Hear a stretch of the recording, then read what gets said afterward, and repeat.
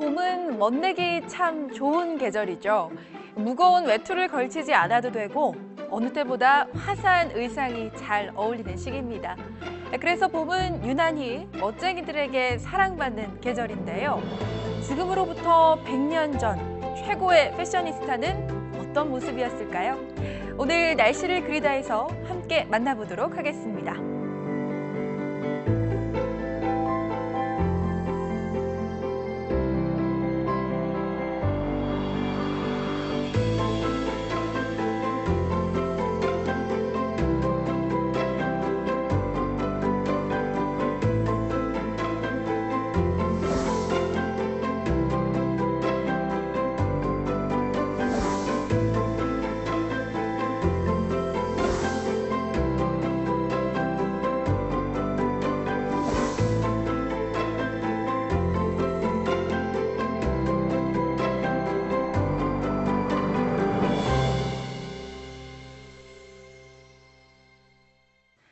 명화 속에 담긴 이야기를 쉽고 재밌게 들려주실 분 소개할게요. 이동석 작가님, 안녕하세요. 네, 안녕하세요. 네, 오늘 그림은요. 정말 멋있는 수트를 차려입은 한 남성인데요. 궁금증을 불러일으킵니다. 어떤 그림이죠? 먼저 이 그림을 그린 그 화가는 이태리 화가예요. 조바니 볼디니라는 화가인데요. 저도 사실 이 그림 처음 봤을 때가 이 그림은 지금 파리 오르세 박물관에 소장되어 있거든요. 그래서 오르세 박물관에 가서 이 그림 보고 굉장히 깜짝 놀랐어요. 그 아무리 파리쟁 중에 멋쟁이가 많은데 멋쟁이 중에 멋쟁이 같죠. 그러니까요. 참 멋쟁인데 이 지오바니 볼디니라는 화가부터 잠깐 설명을 드리자면 이분은 이제 19세기 중반에 태어나서 20세기 중반까지 활동했던 이태리 출신의 화가인데요. 우리가 흔히 그 우디 알렌 영화 중에 미드나잇 인 파리스라는 영화를 보면 굉장히 그 아름다운 예술가들이 많이 모여 살던 아름다운 시절을 가리키는 말이 프랑스어로 벨 에포크라고 해요. 그 벨 에포크 시대의 가장 대표적인 초상화 화가가 바로 이 지오바니 볼디니예요. 그렇군요. 그만큼 이 그림도 그렇지만 굉장히 이 볼디니는 일필휘지의 대가라고 불릴 만큼 붓터치가 굉장히 좋고 무엇보다 색감을 고르는 게 굉장히 뛰어난 안목을 가지고 있었는데요.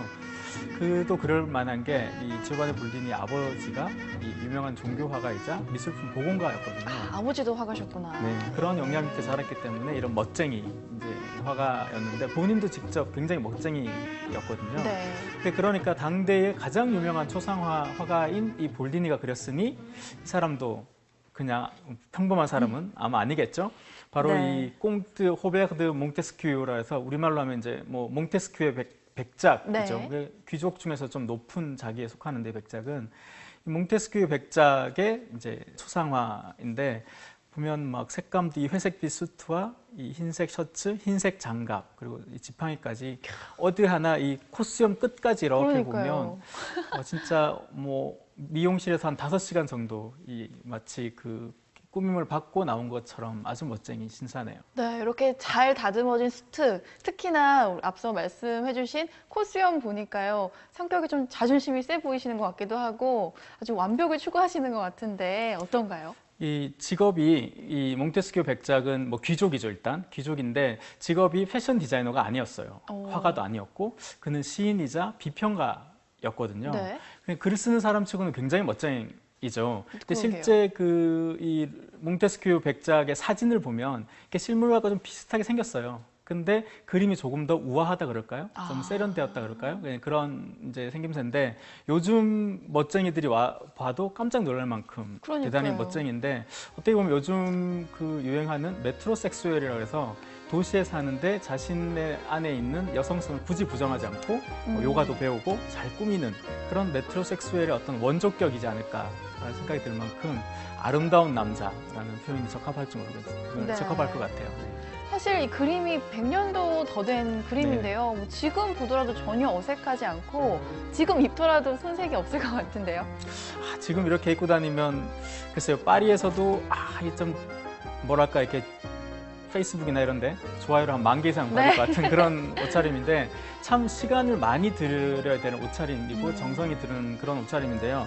사실 아무나 입을 수는 없는 그렇죠. 네. 아무나 입을 수는 없을 것 같고 보시면 마치 이제 코르셋을 입고 옷을 입었을 것 같이 굉장히 슬림하게 이렇게 옷이 떨어지고 네. 색깔이나 착장이나 이런 지팡이까지 이 위에 상하가 달린 지팡이까지 참 뭐 완전 패션에 어떻게 보면 약간 패션의 희생양처럼 보일 정도로 네. 패션에 이렇게 관심도 많고 자기 자신을 마치 예술 작품을 꾸미듯이 자기 자신을 꾸민 그런 느낌이 강하게 드네요.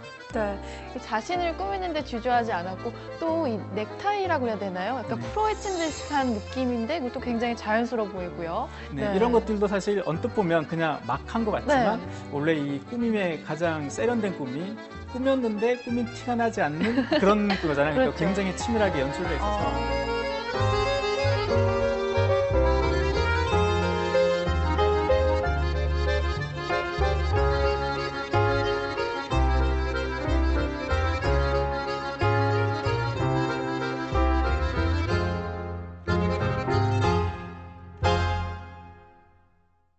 현대 이제 우리 말로 하면 뭐 초식남이라고 해도 될 것 같은데 네. 예전에는 이걸 어떻게 불렀을까요? 바로 많이 들어보셨을 것 같아요. 댄디. 아, 댄디가이, 댄디 스타일. 네, 댄디라고 불렀는데요. 네. 댄디를 뭐 여러 정의가 있는데요. 한마디로 하면 품위가 있고 고상한 취향을 가진 엘리트 남성이라고 볼 수 있어요.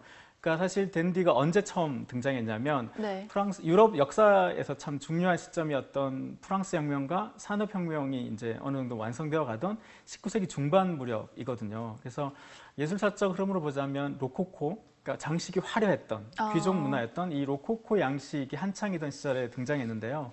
그때 무언가 귀족들의 사치와 허위의식이 싫고 그렇다고 해서 중산층의 뭐 실용주의적이고 무절제하고 막 이렇게 남을 추종하는 유행에 휩쓸려 다니는 중산층도 싫은 그러니까 그 사이에 어떤 특수한 남자들이 등장하기 시작한 거예요. 네. 그래서 로코코 귀족들이 화려하게 옷을 입으니까 검은 프로코트에 실크 모자 그리고 검은 옷을 입고 일련의 남자들이 길거리에 등장하기 시작한 거죠. 멋쟁이 신사들이. 네, 그게 지금으로는 그렇게 세련됐는데 19세기 중반 인상파 그림을 보면 약간 주변과 너무 분리되는 거죠. 바꿔 얘기하면 남들과 섞일 수 없는 자신만의 매력을 드러내기 시작한 남자들이 바로 댄디의 시작이었는데 네. 댄디가 이렇게 남자가 약간 멋을 부리기 시작하니까 당시 사회에서 좋게 봤냐? 좋게 보지 않았어요.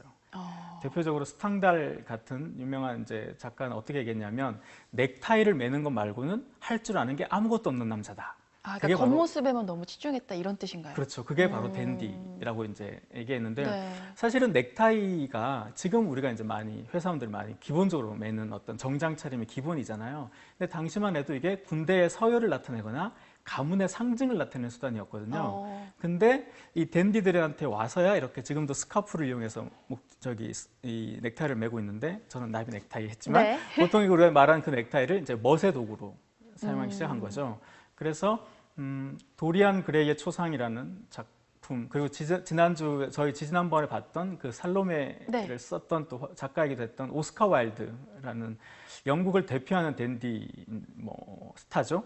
그분이 했던 말은 댄디의 시작은 넥타이를 매는 것부터 시작이다라고 얘기할 정도로 이게 자기 자신을 잘 꾸몄던 그런 남성들이죠.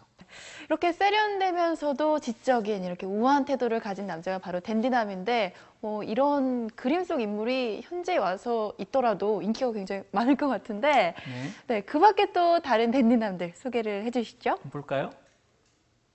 이 그림은 존 싱어 사전트라는 미국 화가예요. 인상파는 이제 프랑스가 주류를 이뤘지만 좀 전에 보셨던 지오바니 볼디니는 이태리 출신이고 존 싱어 사전트는 미국 출신인데요. 그분이 그렸던 이 작가인데 여기 나와 있지만 로버트 루이스 스티븐슨. 네. 누구냐 하면 이름은 잘 모르시는데 이분이 쓴 작품은 너무나 유명합니다. 어떤 책을 첫 번째가 보물섬이고요. 두 번째는 한국의 뮤지컬로 너무나 유명한 지킬 박사와 하이드. 작가분이시군요. 굉장히 약간 여유가 있으면서도 네. 이 눈빛이나 이런 거에서 굉장히 자신감이 넘친다 그럴까요? 자기만의 독창적 세계가 있는 사람이 갖고 있는 그 아우라를 굉장히 잘 살려냈고 그리고 반지도 이렇게 두 개 끼고 있으면서 멋도 잃지 않는 그런 거고요. 하나 더 보시면 역시 같은 존 싱어 사전트가 그렸던 이 샤를 드왕이라는 프랑스의 이제 화가인데요. 네. 화가로서도 굉장히 유명한데 이 그림에 보면 이렇게 러플 네, 러플 장식이 보이네요. 있는 셔츠를 네. 댄디 셔츠라고 불렀어요. 그리고 목에 이제 러플 셔츠가 있는 거는 댄디 블라우스라고 불렀고. 다 앞에 댄디를 붙여서. 네, 그러니까 왜냐하면 그 이전에 남성들은 이런 걸 지금도 그렇지만 약간 입기가 네, 좀 어딘가 여성스러워요. 예, 그렇죠. 그래서 이제 그런 걸 분리해서 댄디 셔츠, 댄디 블라우스라고 불렀는데 요즘 다른 이전의 댄디 그림과 조금 다른 게 약간 품이 이제 풍성하게 느껴지는데 그러네요. 아마 몸집이 조금 있어서 그럴 수도 있고 아니면 요즘으로 치면 약간 여유 있게 예, 약간 그렇게 이제 아마 스타일을 만들었는 것 같아요. 하나 더 보시면 네.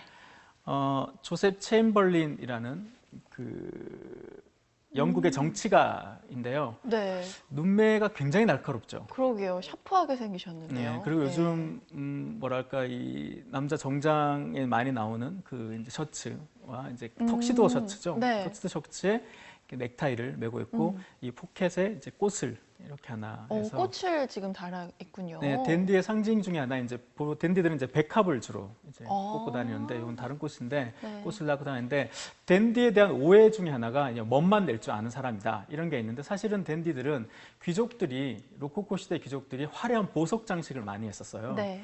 그래서 이 댄디들은 우리는 보석 장식은 일치하지 않는다. 대신 이제 외알 안경, 알 네. 하나짜리 안경이나 긴 줄 회중시계 혹은 장갑, 지팡이 이렇게 실용적인 목적을 가진 그런 도구들만 썼어요. 네. 그러니까 그런 걸 잘 보여줄 수 있는 거였고요. 역시 이분도 누군가요? 이제 존 지팡이를 싱어 들고 사전트가 있고. 그렸던 네. 리블스데일이라고 빅토리아 여왕의 근위 대장이었는데 이 말채찍을 들고 있는 이 손에 장갑을 이제 끼고 있죠. 장갑을 끼고 있네요. 네, 네. 셔츠와 이런 모자, 실크 모자를 네. 끼고 있고 굉장히 뭐 위험 있고 약간 좀 근엄해 보이기도 하고. 네, 근위대장이라는 직책에 맞게. 음. 마지막에 소개드릴 분은 앙리 레만이라는 화가 그렸던 19세기 이제 말에 그렸던 그림인데요. 바로 아마 음악을 좋아하시는 분들은 아실 만한 프란츠 리스트라는 피아니스트이자 작곡가였는데요. 네. 이 프란츠 리스트는 우리가 이제 음악 공연을 보러 가면 지금은 이 피아니스트들을 우리가 무대 정면에서 봤을 때 피아니스트의 이렇게 프로필 옆모습을 볼 수 있잖아요. 네. 근데 이전에 모차르트 시대만 해도 사실은 피아니스트들이 등을 보고 연주했었어요. 그러니까 관객은 등밖에 못 봤던 거죠. 피아노만 볼 수 있었던 거네요, 관객들은. 그렇죠. 그런데 프란츠 리스트는 지금 봐도 굉장히 미소년이잖아요. 네. 미소년만 구사할 수 있는 이 단발머리랄까 이런 거 하고 있잖아요. 굉장히 자신이 잘생긴 줄 알았어요. 그래서 잘 꾸미고 나의 옆 얼굴을 보라고 처음으로 지금의 피아니스트처럼 그 옆으로 앉게 됐어요. 그래서 귀족 여성들을 비롯해서 전 유럽의 자기 팬들을 몰고 다녔던 인기가 굉장히 많았군요. 그렇죠. 남자 피아니스트 계보의 최초의 아이돌이라고 부를 만큼 폭발력 있는 인기 스타였는데 나중에 이제 되게 아이러니하지만 굉장히 재밌게도 나중에 신부가 됩니다. 신부가 돼요? 네, 많은 스캔들을 뿌리고 다니다 신부가 되는데 이야. 이 프란츠 리스트의 그림에 의해서 가장 잘 드러나는 댄디 특징이 또 하나 있어요. 어떤 거죠? 그게 뭐냐면 보면 약간 남자인데 좀 예쁜 남자. 네, 약간 여성스러운 느낌이 나고요. 제가 지지난번에 살펴봤던 파무 파탈에 네. 대비되는 옴무 파탈이라고 해서 치명적 남자라고 불리는데요. 옴무 파탈처럼 약간 남자인 듯 여자 같고 여자인 듯 네. 남자 같은 중성적인 어떤 그래서 남자도 끌리고 여자도 끌리는 그런 약간 양성적 매력이 있었던 게 이제 댄디의 특징 중에 하나여서 그렇게 표현하는 작가도 있어요. 댄디는 고양이와 같은 남자다. 이렇게 표현하는 경우도 있습니다. 이게 프란츠 리스트의 그래서 이 초상화인데요. 그 특징이 잘 드러나 있죠.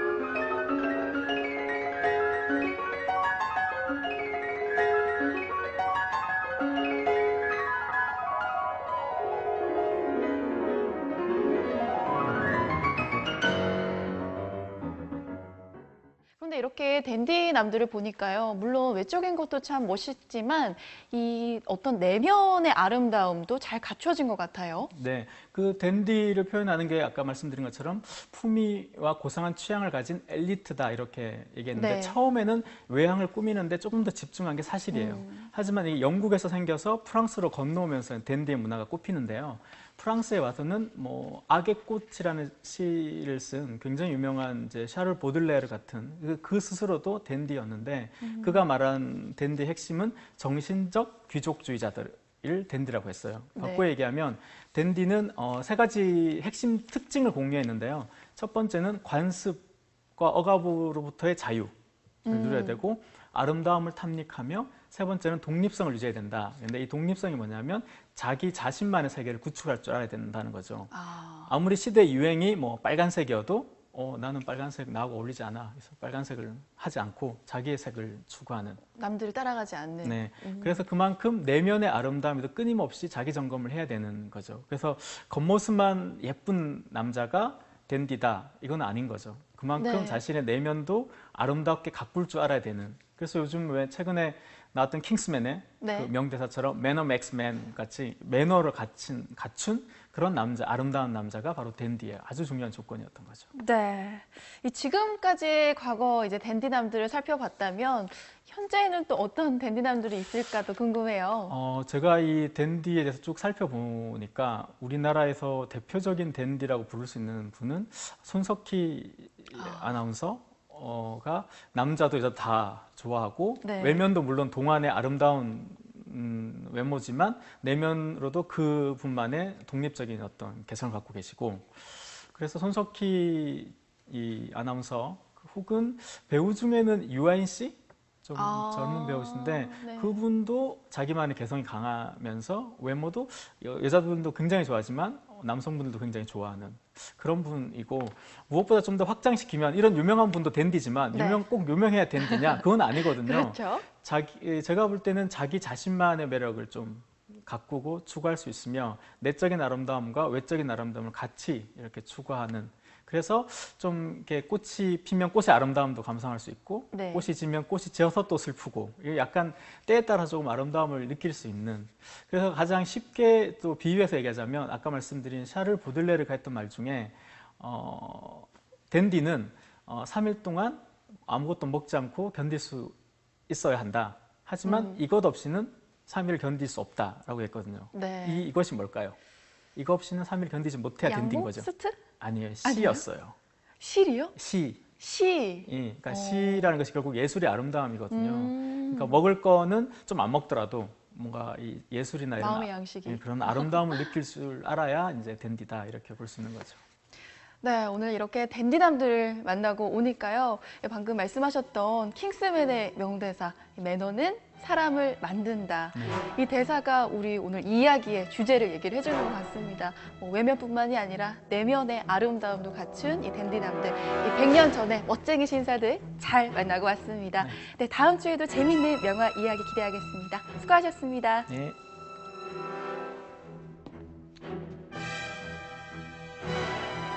Manners maketh man.